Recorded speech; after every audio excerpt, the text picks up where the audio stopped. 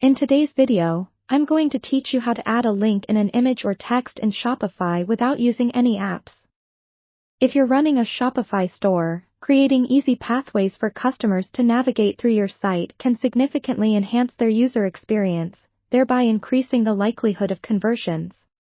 Adding links directly to images or text is an effective way to achieve this goal, and the good news is, it's fairly straightforward. First, we need to log into your Shopify admin panel.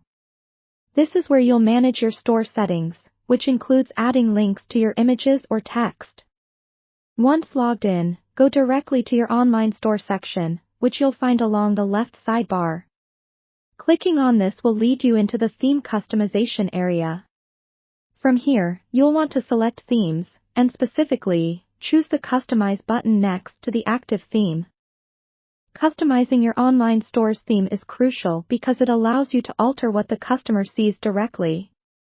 Within this customization screen, you'll notice a variety of sections that you can work with. Navigate to the section where you'd like to place your linked image or text.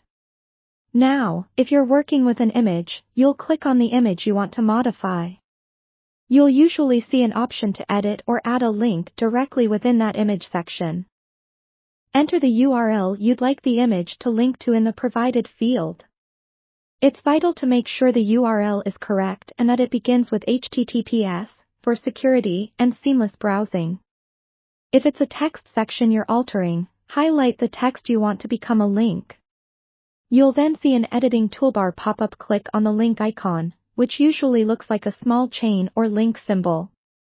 Paste your desired URL into the field that appears and confirm the action. The text will now contain a clickable hyperlink.